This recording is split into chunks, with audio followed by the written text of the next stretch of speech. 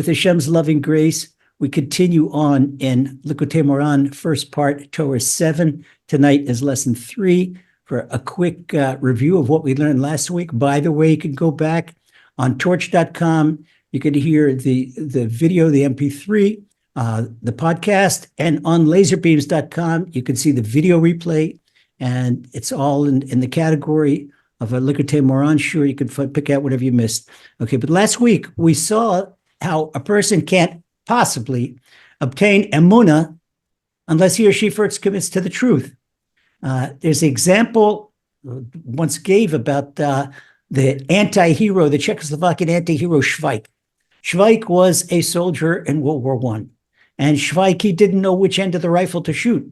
And so, of course, he couldn't hit the target. So what Schweik did when he finally figured out which side was the trigger and which side was the muzzle, and he shot a bullet and it hit a wall somewhere. So he went up to the wall and he painted a bullseye around this hole. And he says, look, I shot a bullseye.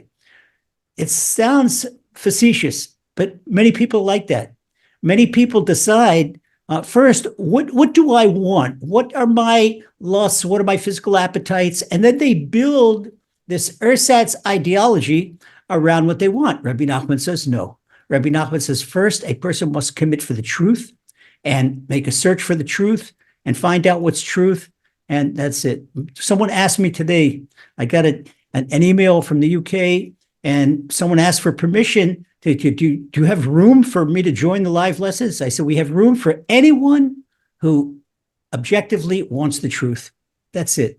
To try to justify someone's pre-conditioned ideology, that we're not there for that. Okay, but if one Jen learn the truth, that's our whole group is looking for the truth, looking for Hashem. The truth is Hashem. We said that also last week. Okay, so that means putting aside one's agenda, one's personal agenda, one's bodily appetites, one's lust, and looking for the intrinsic good, which is genuinely upright. And we're going to find that in Hashem's light, Hashem's Torah. Okay, so this week we continue on, and we learn the importance of taking advice from the right person. And we see how much careful we be in picking our friends, and picking those who influence us. Now, that means when we say be careful on social media, it's not just being prudish. Don't go on social media here. Today, the United States Senate, they had a hearing about social media, and the United States senators, they called them onto the carpet, all the great social medias, because of people, there are kids that being bullied and kids that committed suicide and all kinds of stuff because of the nasty stuff that goes on social media. And the Israeli press says, look at the United States Senate. If it would happen in the Knesset, then the social media, this way the social media heads, the richest people in the world, heads of Twitter and heads of Facebook and billionaires, and they stood at attention in front of these senators, gave them great respect. He said, what happened in Israel, they'd probably yell at the members of Knesset. We see even the nations of the world know that they have to be careful about who they influence from. And they're calling people to be about being a bad influence on society. We need social media about being a bad influence on society. So if the nations of the world know that they're a bad influence on society, when we're looking to get close to Hashem, there is nothing connected between searching Hashem on social media or even on the internet, unless you're connected to Torah Anytime, to torch.com, to Hidabrut, to Emunah Beams. If you're looking for one of these, and we try to be, and even that, we get flack. What are you doing there? What are you swimming in that sea? We're trying, Baruch Hashem, there are people that grab onto the life raft, and they've been pulled out. So as long as the heads of Israel tell Rabbi Ari Volby and Rabbi Eliezer Brody stay on there and say, people, okay, but as soon as we get the orders to get off, that's what we're going to do. That's what we're going to do. And of course, both what Rabbi Volby and I, what we both do, we do on the orders of our Rosh Yeshiva, Rabbi Yitzchak Berkowitz, and that's why we're here.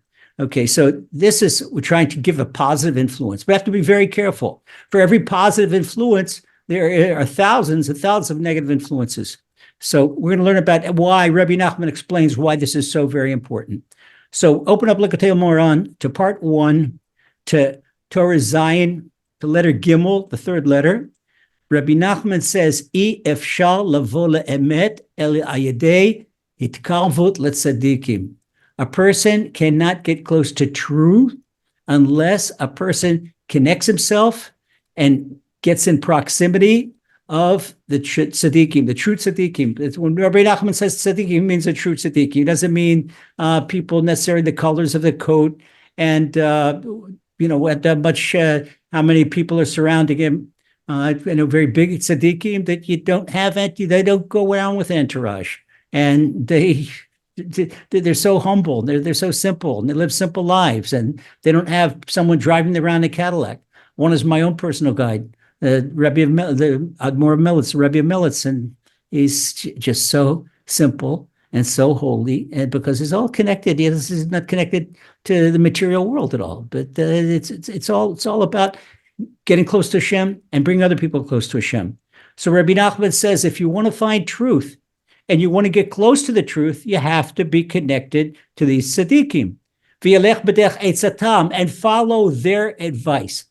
Okay, so we have a hierarchy. What does it mean connected to who's Rebbe Nachman is really talking about? He's talking about autobiographically. He's talking about himself. With the true tzaddik, he's talking about himself. But Rebbe Nachman says, wait, how am I supposed to have a connection with Rebbe Nachman? Rebbe Nachman left this world in 1810. So we're 214 years ago. Okay, but Rebbe Nachman passed his teaching on to Rebbe Natan. Rebbe Natan codified them, went there, teach their teachings. The fact that we're now learning Rebbe Nachman's teachings, and we got it from, directed the whole chain. I learned Rebbe Nachman's teachings from Rebbe Avram Hai Weizhandler, that he learned them from Rebbe Levi Yitzchak Binder, and this all the way goes back to Rebbe Natan. So this is a chain we get from teacher to pupil, teacher to pupil, teacher to pupil. And just like our own thing, person can't spread Emunah himself. He has his students, and I know Baruch Hashem, my wonderful students, people that are right here. Okay, I can't talk to people on the street in Louisiana. Eric John can. I can't talk to people in London directly. David can. David don't can. And in Joburg, Fumani, he's our man in Joburg. We have people all over the world, network over the world. So this is what we do. And now we all come back. This is what King Solomon says. All the rivers come back to the sea. So now we all come back to Rebbe Nachman's teachings. We're getting this right from Rebbe Nachman. Rebbe Nachman gives us a blessing. Then we learn his Torah as if we learn it directly from him. And the Gemara says that when we learn in the name of Rebbe Nachman, it's like Rebbe Nachman's, his lips are moving in a grave. But these can do much more outside the grave than he does inside, afterlife, than he does inside life. So what does this do? By taking the advice of the true tzaddikim, nechkak bo emet. When we learn their Torah, their Torah means their teachings. Torah literally means teachings. The word Torah means teachings. When we learn their teachings, then these teachings, here we hear them we're going over their teachings and we're elaborating our teachings. These get engraved in our brain and we internalize them in our heart. This gets engraved in our heart. Nechkak bo emet. So it's the teachings that get engraved in our heart. So we have an engravement of truth in our heart. Kamosha Katuv, like King David wrote in Psalm 51, Hein emet chafatzte. That you desire the truth. You desire the truth. Shatach hafetz hamet. Rabbi Nachman says, when you desire truth, b'tuchot b'stum chachmat todieni. When you desire the truth, then it goes all the way. Betuchos is it's a play on words in Hebrew. It means your innermost parts, like your kidneys, and it also means a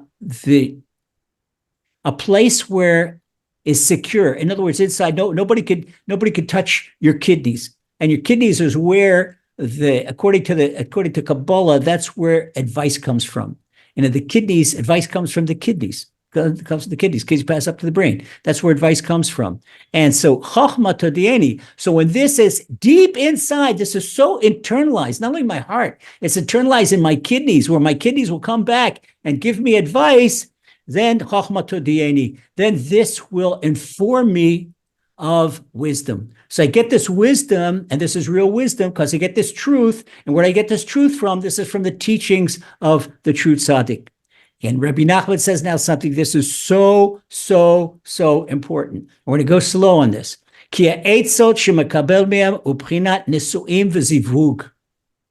When a person accepts advice from another person, it is just like, if we can imagine physicality, a conjugal relationship. Imagine a mental conjugal relationship. When you let someone get inside your head, okay, that's a physical relationship. The two bodies join, but you're letting another brain engage in your brain. So Rebbe Nachman says that spiritually and mentally and emotionally, accepting advice from another person is like a spiritual conjugal relationship. It's like marriage. Okay, so you have to be so careful. You wouldn't marry anybody off the street. And he says the same thing, you wouldn't marry anybody off the street. You wouldn't accept advice from anybody off the street. And Rabbi Nachman continues. Oh, and he said, now he warns us. He says, "Shemekablim eitzot mirashaim," when you accept advice from wicked people. What's wicked people? What's that? A wicked people? That did say a bad person or a nice person. A wicked person, maybe somebody could look like he's wearing she could be wearing a tailored suit, and he could be wearing a Botany 500 suit that costs $1,000 and very respectable, and people respect him. No, but when they don't follow the laws of Torah, when he cuts corners in business, when he doesn't say things that are true, when he says things that are diplomatic or that are politically correct, that's not truth. That's far away from truth. That's the opposite. And that always quote, at least twice a day, what the Melitzer Rebbe says. He's grandson of the Baal Shem Tov. He says that 99% truth is 100% lie. And that is why Hashem's signet ring is truth, because it's 100% truth. If there is 1/10 of 1% counterfeit, it's already rendered no good. That's not Hashem. That's not Hashem. So if it's not 100% true, it's not Hashem. And therefore, the tzaddik is very, very, very careful that he doesn't swerve to the right or to the left, not 1 degree, not 1 mil. Degree, there's 360 degrees. In navigation, a mil, the circle is divided in 6,400. Okay, they're not even in 0.001% from the truth. Okay, why? Because when a person takes advice from a person that's not upright, doesn't keep the laws of Torah, uprinat nesuim b'klipa, it's like he's married to a dark side force. You know what that means? When a person is married to a dark side force, and we're talking about spiritual marriage, we're talking about mental marriage, emotional marriage, it means bringing the dark side into the Holy of Holies. Just like in the tabernacle, there's the Holy of Holies. What's the Holy of Holies in a human being? You're walking around, don't ever sell yourself short. This way you have to be so careful. You are walking around with a tiny spark of the Almighty, which is your soul. Your soul is in your brain. That is the Holy of Holies. A person is a little miniature model of the entire universe and of the Beit HaMikdash, the Holy Temple. So if you're a holy temple, and this is why holiness, we're talking about guarding our eyes, we're talking about guarding our body, and this is not a matter of prudishness. We say, prude. I know in the UK, that owned a very upright family, and their daughter was in high school, and she dresses modern, she dresses very modest, and the girls in class call her a nun. She prude. This is, it's an anathema. It's an anathema because she's got the truth. She knows that she is an example of a spiritual temple, a holy temple. Now, if we are each of a holy temple up here in the brain where the neshama, where the divine soul is housed, that is the Holy of Holies, because that's where Hashem is. That's why you have to love a person and respect every other human being.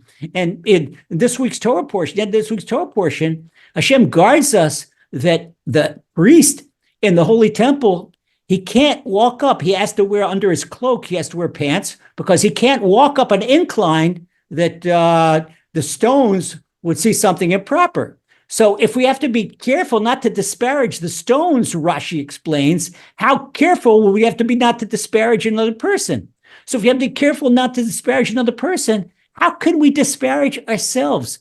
How can we defile the Holy of Holies within ourselves? So when a person takes advice from another person that's not upright, then it is being married to the dark side. It's taking the dark side and putting it in the Holy of Holies. Wow. Can you imagine if you have a hotel room? Oh, the king is coming to your town. So they go, and as the king's entourage looks for a proper hotel, they go to the Ritz-Carlton, and they go here, and they go to the Hilton, and they finally decide that the Hilton, they say we want a royal suite for the king. And they say, sure. They find out it looks like the best place.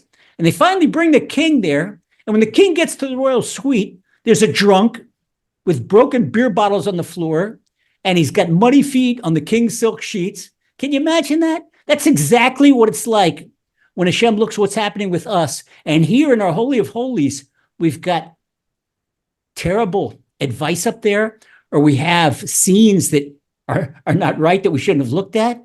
And Hashem can't be there.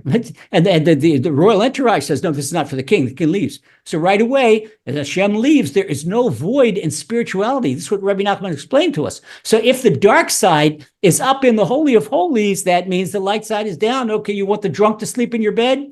And you want the carpet to be all kinds of sunflower shell seeds and popcorn and broken beer bottles? No, can't have the Holy of Holies. That's not a place for holiness. Holiness is a place for purity. Absolute purity, fit for a king, those perfect silk sheets. And that's it. And imagine. And what we do when we look at things that are improper, this is what we do to our Holy of Holies.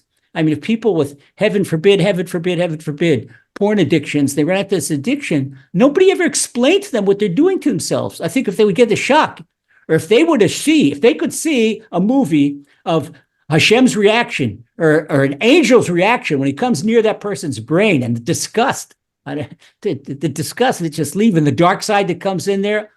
Ooh, at one time, I don't think he'd look at anything more improper. That would solve the addiction right on the spot. And the same thing with a lot of other addictions that bring all this impurity into a person's brain. So Rebbe Nachman says, where does Rebbe Nachman learn this from? When Hashem said to Eve, why did you go against my word? I told you not to eat from the forbidden fruit. Okay. And Eve, what did she answer to Hashem? This is the 3rd chapter of Genesis. This is passage 13. She said, Hanachash hisiani, that the snake made me do it. People say, yeah, the devil made me do it. Yeah, the snake made me do it. The snake, the word hisiani, that it literally means that the snake carried me to do it.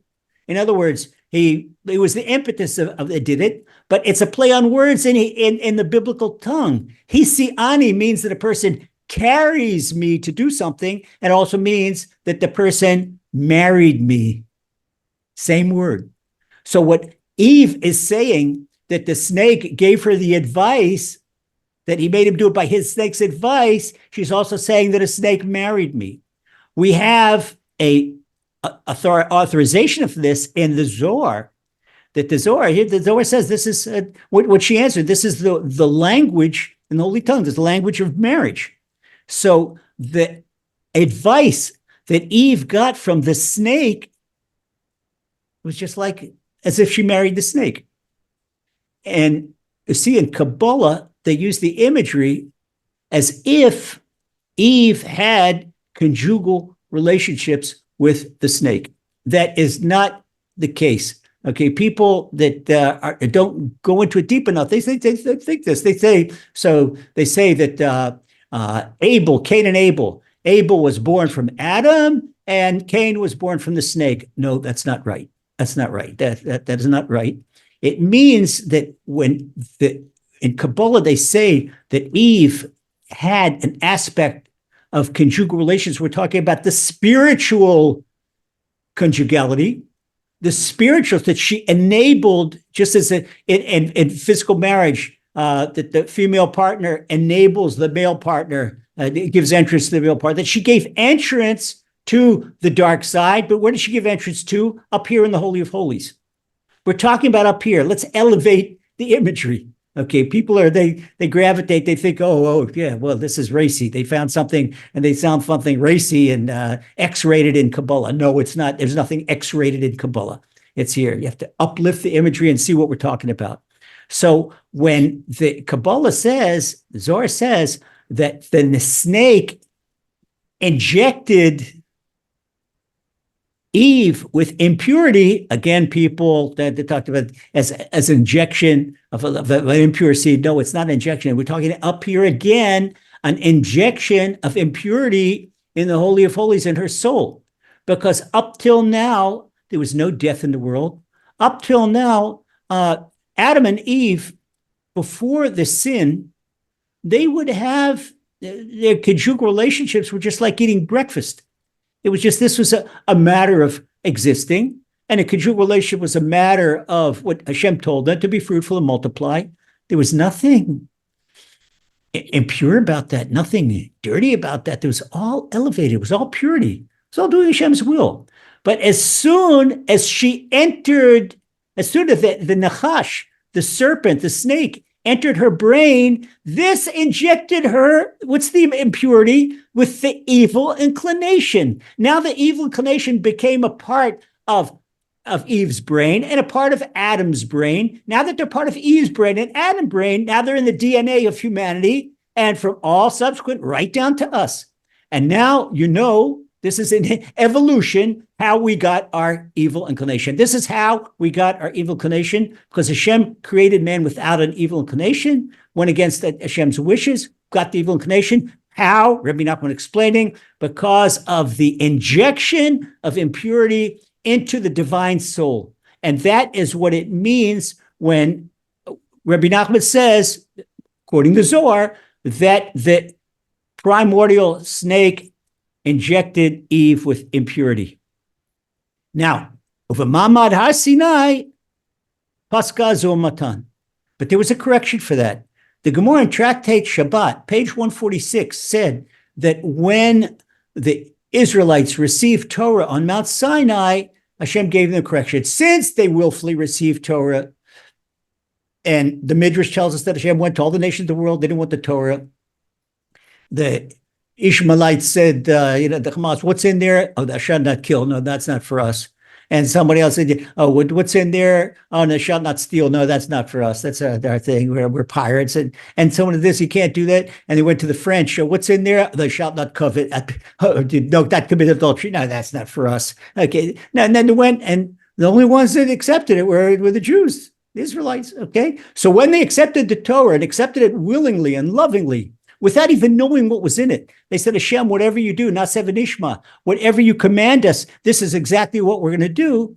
So then Hashem gave them a gift and purified the holy neshama in the brain and took away the Yetzer Hara, took away the evil inclination. And that evil inclination, he doesn't rest. You have to understand life in this world is a 120-year battle against the evil inclination. And then how did it come back? With the golden calf.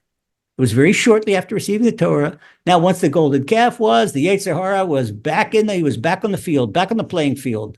Okay, he was off for a day or two, but it didn't take long, and he was back in the playing field.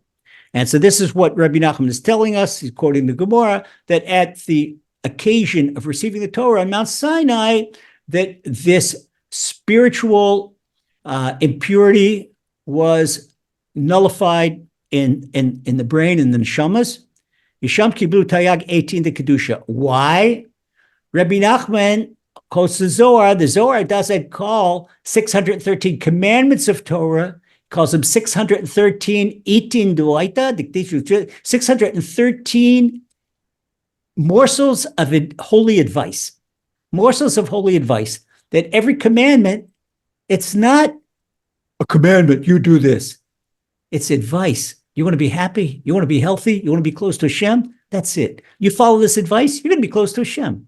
And this is it. This is the Zohar tells us in Parshat Yitro. That's this week's Torah portion. Now they come back, and you can understand the imagery on Shavuot, on the 6th of Sivan, that when the people of Israel received the Torah, that was like them again, remarrying Hashem's Torah, remarrying Hashem. Okay, it's because now before they were like cheated on Hashem. When they cheat on Hashem, they cheat on Hashem with the dark side. Say the dark side concubine.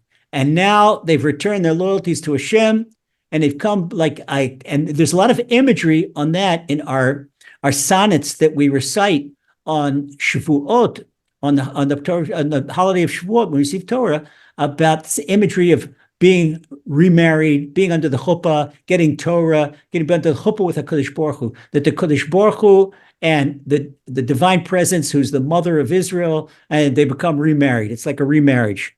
Okay, so we have to be very, very careful. This Rebbe Nachman is stressing this, very careful not to take advice from the dark side. Take advice and don't even take a doubt. Take your advice from tzaddikim. And that's why it's so important when you have a spiritual guide who's connected to tzaddikim, and we all can't have direct access to Moses, but there's a hierarchy. People ask me, how do I pick a spiritual guide? And my answer is find out who his spiritual guide is. Okay, person that considers himself the top of Mount Sinai, that's presumptuous. You have to have connected to someone bigger yourself, someone bigger than that, takes us all the way up top. So never be bashful. Never be bashful. I did people say, I'm sorry to bother you with the question. You don't bother me with the question. It's a job. Do a job. It's what we could do. And what I don't know, I said, well, I'll give you an answer in a couple of days. I go and ask the Melitzer Rebbe. Okay, it's usually won't answer anything unless what I learned from him. A student doesn't, and in the Gemara, they say there are many students in the Gemara. That's why a rabbi in the Gemara is not called a rabbi. He's called a Talmid Chacham. He's called a wise student. Why is a wise student? Because he doesn't say anything that he didn't receive from his rabbi, and from his rabbi, and from his rabbi, all the way to Moses, all the way in an unchain of father to son, rabbi to pupil, that goes all the way back to Mount Sinai, to Moses. Now, Rebbe Nachman continues, why is advice called an aspect of marriage? The Gemara tells us in Tractate Brachot 61 that advice comes from the kidneys. Okay, the Claudiot said, this is not something bad. The advice comes from the kidneys. The Klayotim Klei Holada. Guess what happens also in the kidneys? That the origin of the male seed, it's also in the kidneys. Okay, Klei Azera, the capability of a male to produce the seed, human seed. Nimsa, shemekablim neitzot me'adam, kilo mekablim menu zera. So Rabbi Nachman says, since the advice comes from the kidneys and the seed comes from the kidneys, when a person receives advice from another person, it's like receiving that person's seed. Same aspect. They're both the kidneys. Hakol lefi adam im rashal tzaddik. And it's depending on who you get it from, whether you get it from an evil person or whether you get it from a righteous person. Makes a big, big difference. So Rabbi Nachman continues, he says, Bishvil zeh aTorah matish koach adam. The Gemara in Sanhedrin says that learning Torah, it knocks you out like 2 hours in the gym. And it's very, very tiring. Whereas it takes a lot of physical power away from a person. Why is that? Nikra tushiyah. Because the Torah is called tushiyah. Tushiyah is a play on words. One side it means insight, and on the other side it means that it wears you down. Okay, it wears you down, because there are 613 pieces of advice in the Torah, and that's what King Solomon tells us in Proverbs chapter 8, Proverb 14. Li eitzah v'tushiyah. He says, I have advice and insight. And also insight and wear you down. What's the advice? Insight that wears you down? That's the learning Torah. So the connection, the juxtaposition of advice and the word tushiyah, which is the insight that a person gets from learning Torah, this Rebbe Nachman learns from King Solomon, the wisest of all men, that he brought this juxtaposition in chapter 8 of Proverbs. And once again, since we learned, bring it back that the advice that person gets, this is an aspect of marriage, and it's just like marriage. And Rebbe Nachman is using this as imagery. He's using this imagery against, he uses conjugal imagery. He says, just like learning Torah wears a person down, the conjugal relationship wears a person down. A person's tired afterward. And just like the person's tired after learning Torah because they've been spending all this effort, and the seed comes from the kidneys, and the advice comes from the kidneys, and a person is learning the advice from the Torah. So he says a very similar aspect, very similar. Rebbe Nachman is talking, again, keep it on a very lofty level. Rebbe Nachman is using this lofty imagery, and Rebbe Nachman was so holy. He's so holy, he's just saying, but a person can understand. We're trying to understand. We talk to young people about the depth and the holiness of the conjugal relationship and how important it is to guard the government. And the people in modern society that's lacking, it's just like a lust, like any other kind of lust. That's all dark side. That is all dark side. And a person that considers, if a person is connected, for example, eating and drinking is the most elevated thing that it could be. We wash our hands before we eat. We make grace before we eat. We speak Torah at the table. We make grace after meals. It's like the Gemara says, when a person eats in holiness, it's like sacrificing, make a sacrifice on the holy altar. But how about when people come down and they just, they have a food bash and they bring it down, that this is all our physical activities are meant, when done in holiness, to get it close to Hashem. There's a story about Rebbe Nachman, and Rebbe Nachman was looking out his front window, and Rebbe Nachman saw a young man on Shabbat in the morning, and he was running to the mikveh. Why he was running to the mikveh? Because the night before, he had conjugal relationships with his wife, and Rebbe Nachman said to Rebbe Natan, he says, come, look at the window. He says, you see that young man? He says, yeah, I see what. He said, don't you see him glow? And Rebbe Nachman said he did what he had to do in such purity that he glowed. Where most people, if they're like that, they're dull because they do it. They do it with the thought of an animal. People eat and drink with the same kavana, the same intent as an animal. No, we eat and drink to sustain our bodies, to get close to Hashem, to keep a healthy body. Hashem gave us this wonderful body. And we don't eat and drink anything. We eat and drink responsibly and healthy food because to keep us healthy, not because of things that we like. And if it's junk food, that's all lust. Everything we do, lust is all dark side. It all has to be to keep us close to Hashem. And that's why Hashem gave us this physical body and brought this physical body down to the world. You have to understand, cherished brothers and sisters, we are the only creature in the universe and all of creation that has the soul of an angel and the body of an animal. So when we go to the advice in holiness, we take advice in holiness, we uplift ourselves to level an angel above the angels, because the angels, there are times, the Midrash tells the angels came down to earth and they messed up. They couldn't do. So when we have this human body and we uplift it in holiness by taking the holy advice, then we're above the level angels. Yet, if we take this holy soul that Hashem gives each one of us and bring it down, we're below the level of a beast, low level of an animal, because the animal does what he wants out of instinct. But when a human acts like an animal, he's taking this holiness, this hope diamond, and throwing it down, excuse the expression, in the manure. That's exactly what he's doing. So this is something terrible, something exactly terrible. So you have to understand that it's how important it is to get advice. We continue on.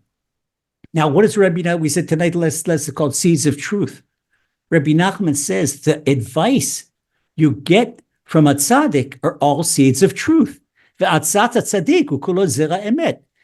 you get the advice from a tzaddik, it's like spiritually getting his seed, but it's a spiritual seed. That's the advice that is going to impregnate your soul and produce good thoughts and produce good deeds. That's the impregnation here. That's the imagery, that a tzaddik gives you a thought that goes in your brain, And it now produces, it's now productive because it gives you an idea to learn more. It gives you an idea to do more good things. It gives you an idea to get closer to Hashem. So what the tzaddik has done, he has impregnated your brain. And that is why getting advice from the tzaddik is just like getting a seed. But Rebbe Nachman says it's zera emet. It's all the seed of truth. What's the seed of truth? He's not going to tell you a thing that you wouldn't hear from Hashem, because it's his responsibility to bring you closer to Hashem. He continues on and says, this is what Jeremiah the prophet intended in chapter 2, verse 21. V'anochi netaticha sorek, pinat geula. But Jeremiah says, he says, I have planted Sion. A Sion is like a vine, a root cutting. It's going to grow and grow a bit. I planted a vine, and this is, Rebbe Nachman says, this vine that he's talking about, Jeremiah calls this vine the true seed. And this is the meaning that alludes to the advice that one gets from the tzaddik. And this, Rebbe Nachman says, is going to bring a person to truth because it's the true seed. And by bringing that person to truth, the person is going to get emunah. And by bringing the person to emunah, he's connected to the truth. And then comes the geula, the full redemption of people. We started Torah 7 that we are still in exile because of a lack of emunah. And we have a lack of emunah because of lack of truth. And we have a lack of truth because we're not connected to tzaddikim. This is the whole chain, Rebbe Nachman sees. Once again, let's review the chain. Okay, when a person connects to a tzaddik, the tzaddik connects a person to truth. Truth connects a person to emunah. Emunah takes a person to his geula. Rebbe Nachman said, even though the world has not yet been redeemed, he says, I feel like my own personal life is redeemed. I know there's a Hashem in the world, and I speak to Hashem every day. When you have Hashem in your life and you have emunah, it's like your personal redemption is already here. For you, hey, Mashiach is here. And that is how the beautiful upward spiral of connection to the tzaddik. Once again, we're connected to a tzaddik. The tzaddik brings us to truth. Truth brings us to emunah. Emunah brings us to geula, to our redemption. Okay, so that is how through the tzaddik's advice, we connect ourselves to truth, we connect ourselves to emunah, and we connect ourselves to redemption. And so what it really means, what does it mean?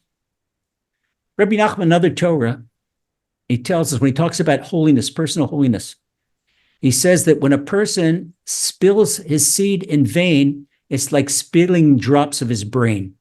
People find out it's like throwing his brain all around. But here, you can explain why. Here you understand. Rebbe Nachman says that receiving the seed of the tzaddik is when advice, internalizing that. What's the seed of the tzaddik? Okay, we got to go further back. Where does the seed come from? Okay, the DNA from the seed comes from the whiteness of the backbone that comes down from the brain. The seed originates in the brain, and then it gets cooked down the spleen and then into the kidneys. And so when a person receives advice from the tzaddik, it's like a person receives drops of the tzaddik's intellect. So when you take advice of the tzaddik, you're receiving drops of the tzaddik's intellect. Now, there's something very salient when you want to see how well a person has been the understudy of his rabbi and spiritual guide. Okay, if you would ask a person a question and then ask the same question to his rabbi and spiritual guide, he has a very high percentage of answering the question like his Rebbe would answer it. That means that he's close to his rabbi and spiritual guide. He's internalized. Because he doesn't give his own opinion. He gives what he learned. And that's the connection. Giving his own opinion, maybe his own opinion is off to the right or off to the left. We don't want to get that. We want to get to Moses. So by getting to Moses, we have to stay on the ladder. You can't climb up if you leave the ladder. If you leave the ladder, you fall off to the right or fall off to the left. You have to stay on the ladder. Stay on the ladder. And this is because if you understudy you have your own spiritual guide, and you learn his teachings, you're getting part of his intellect, and your intellect, you're uplifting yourself, and now you're connected to this beautiful upward ladder. That is the imagery of Jacob's ladder. Okay, so this is, we do this by the advice. Then now we continue on. V'zehein emet chafatzi betuchot beklayot chachma todieni she'ezke lekabel tipei hamoach tipei hasechel ayidei etza shemekabel b'hem v'az ezke le'emet ki tipei hasechel nikra kulo zer emet. This we learned before, that behold, you want truth, and truth is found in the inner parts. What's all the inner parts, and we said it's a double word meaning the kidneys. And by that way, a person learns the wisdom. So we merit in receiving the drops of intellect that we get from the true tzaddikim. And then as we merit, we have to accept it. I have to accept this. I have to accept the teachings. I can't argue with the tzaddik's teachings. Okay, if I would argue with my Rebbe and say, no, this is not right, then I wouldn't be able to internalize it, because you have to accept it. And people want to be right. And say, if you're right, and you get you argue with your investment advisor, and your investment advisor says, invest here. No, I won't invest here, but you're going to lose your money if you go there. Yeah, listen, put your brain aside and listen to your advisor, and he's going to give you the right advice. Or listen to your accountant, or listen to the best advice. And here we're talking about advice that directly affects us in our Holy of Holies, because that's the true seed. The true seed are the bits of intellect that we get from the tzaddik from following the tzaddik's advice. Okay, that's Gimel. Now we go up to letter Daled.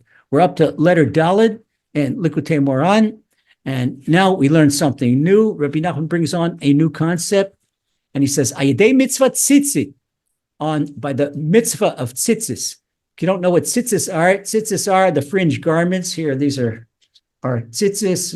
You go with our fringe garments that are fringed on four sides. This is a commandment of Torah. By the fringe garment, we're saved by the advice of the snake. Okay, once again, Noahides aren't required to wear tzitzit. Jews very much have to wear tzitzit, only males, not females. Females are also not required, but male Jews have to, because it's protection against the evil inclination. And to explain why there's no discrimination here, but because of the way that the Noahide soul is built. If you remember, I'll go back to our Noahide lessons. We said that if you compare a Noahide soul to a diesel engine, and compare a Jewish soul to a benzene engine, they're different. They're quite different types of fuel. So it's enough. You have to have the type of fuel they can put in a diesel engine is much lower combustion than is the benzene engine. It's lower combustible. It's simple. It's usually in Israel and America, it's much less expensive. And that's why people in trucks and people in cabs, they use diesel fuel. Maybe the parts might be more expensive, but on the long haul, it's less expensive. Just because a Noahide only has to have 7 commandments, he doesn't need tzitzit. Tzitzit, they're not one of the 7 commandments. But a Jew, to protect himself, he has to have tzitzit. Otherwise, he is really vulnerable to a lot of difficult things. Just last week, a Noahide asked me if he could wear tzitzit. I thought I knew the answer, but I said, wait a second, I'm going to double check with the Melitzer Rebbe. So I asked the Melitzer Rebbe, I said, Noahide asked me, he says, he really wants to wear tzitzit. He happened to learn Torah 7 and Likutei Moharan. And he wanted to wear tzitzit. Okay, so he asked me if he could wear tzitzit. I asked the Melitzer Rebbe, and the Melitzer Rebbe said, there's no reason why not. No reason why not. So they got the okay. If a Noahide wants to wear them, he's not at all required. Not at all required. But he can wear them. I once saw a U.S. senator that once visited Washington, saw the senator of Utah. He was a Mormon. Senator Hatch, I think he passed away since then. He was a very old man. He was a Mormon. He had a mezuzah in his office. And Senator Orrin Hatch, and he had tzitzit also. Okay, so there's nothing that prohibits. It's not prohibited Noahide to wear that. Okay, but it's not required. It's not required. Rebbe Nachman says, what's the imagery of tzitzit? He says, for that by way of tzitzit, they protect a person from the evil inclination, from the serpent, the snake. Minisuin shalesha. And this is from being married to the evil side. That's the advice we're talking about. And this married to the evil side, Rebbe Nachman says, miprinat ne'uf. This is tantamount to adultery. Who's it adultery? It's being disloyal to Hashem. Imagine that the soul is married to Hashem, it's part of Hashem, and the soul goes away from its partner, its maker, and goes to the dark side. That is probably the worst type of adultery. If people would see what they're doing to their souls, and this week's Torah, the 10 Commandments in this week's Torah portion, Yitro, that they should not commit adultery. And people, by going against the Torah and going against Hashem and denying Emunah, and the smart guys with their atheism and their agnosticism, and they're connected to the dark side and connecting to the dark side. It's bad enough to cheat on your spouse, to cheat on Hashem. Hashem gives you every heartbeat, every breath. Can you imagine if Shem was vindictive like a human being? Oh, you cheat on me? That's okay. Imagine if a man finds out that his wife cheats on him, throws her in a divorce court, throws her out of the house, cuts her completely off. So imagine Hashem finding out that somebody cheated on him. Okay, closes down his heart, closes down his breathing. If Hashem would act like a human being, don't understand Hashem's patience and Hashem's loving kindness. Hashem continues to beat the hearts of these agnostics and atheists, and unbelievable patience. So this is Rebbe Nachman say, wait, stop and think about what you're doing. Taking advice from the dark side. This is like cheating against Hashem. Tzitzit shmir al haniyuf. And a person wears tzitzit, this protects him against this adultery against Hashem. And it's brought down in the Zohar. V'yikach Shem v'yefet et hasimla. This is the imagery that we learn in the Torah portion of Noah, when Noah got drunk and Noah was lying in bed nude, and Shem took a garment, and then Yefet joined in the mitzvah, and they walked backward so they wouldn't look at their father disrespectfully, and they covered up their father. And then the third son, Ham, came in, and there's two different versions. One version said that Ham didn't want his father to have any more kids, so Ham came in and took a knife and castrated his father. And another version said that Ham saw his father unclothed, and Ham was completely connected to bodily lust, and Ham committed sodomy against his father. This is, for either one, bad news. Okay, but this is the simla, the blanket, the garment that Shem and Yefet covered their father with. This is an aspect of tzitzit, says Rebbe Nachman, because it covered their father's unclothed parts, and just that tzitzit protects our exposed parts of the soul against the dark side. Just as this garment uncovered up Noah, this protects our exposed souls that the evil inclination can attack. But Shem, Ham, what they call Ham, they said Ham, okay, Ham us, okay. Ham, he was the evil inclination incarnate. Shem was the good inclination. Japhet was 50-50. He could go either way. Okay, so this is why the Semites, the Jews, they come from Shem. The Italians, the Greeks, they come from Yefet, and many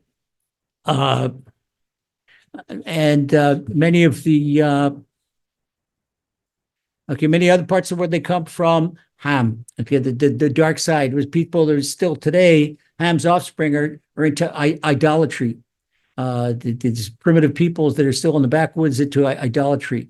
And that's why the Torah says, Olo Canaan, that Canaan is cursed. Canaan was a grandson of Ham, and it's written, Olo Ata Mikol Abema. And this is what Hashem says to the snake. He said to Ham, you're cursed because of what you did to your father. And he says to the snake, you're cursed because of what you did to Adam and Eve. So this is the same aspect. Hashem personally cursed Ham, and Hashem personally cursed the snake. Okay, and this is this not only had Noah. So Hashem personally cursed the snake. Noah is the one that cursed his son. Okay, with the Hashem's inspiration, because he said when he found out that Hashem, what his son did to him. And the garment, Simla, the tzitzit, this is, we learn from that, says Rebbe Nachman, that this protects us from the pollution of the serpent. So now we can understand what it says about Joseph, what the Torah says, Ben Porat Ale Ayin Shishvel Tzitzit, that Rebbe Nachman says that Joseph wore tzitzit. The Midrash tells us that even before the Torah was given on Mount Sinai, that our forefathers kept the whole Torah. So Joseph had a garment with tzitzit, matzitz min halakim, and the word tzitzit comes from peeking through the hole that says in Song of Songs, in 2nd chapter, verse 9. And that is how Joseph got, Joseph guarded his eyes. So the offspring of Joseph have special protection that an evil eye doesn't work against them. So Joseph such guarded his eyes. What did he guard his eyes in? He guarded his eyes by not looking at the dark side and not taking advice from the wrong person. And this is why he knew, this is why we'll learn what we'll learn at the beginning of next week, that that's why the Potiphar's wife couldn't trap Joseph. She couldn't trap him. And here, might as well take another minute, finish this right now. We're almost finished on section 4, Torah 7. And this is Porat, Ben Porat Yosef. It's a blessing for Yosef. And it means be fruitful and multiply, at Porat, because immorality, it stems primarily from the eyes. What right, so what the eye sees, what the eye sees, the heart desires. And what the eye doesn't see, the heart doesn't desire. If the eye would not look at unsightly things that are not modest, then the heart wouldn't desire. And this is why we learn from Samson. This was Samson's downfall. Why did he ask Samson?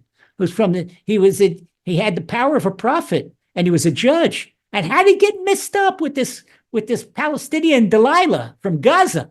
Delilah, because she was good looking, and he looked after his eyes. He didn't guard his eyes. And this would say, what the Torah warns, you should not stray after your heart, after your eyes. And now we can understand why at the end, Hashem enabled the Philistines to gorge out Samson's eyes.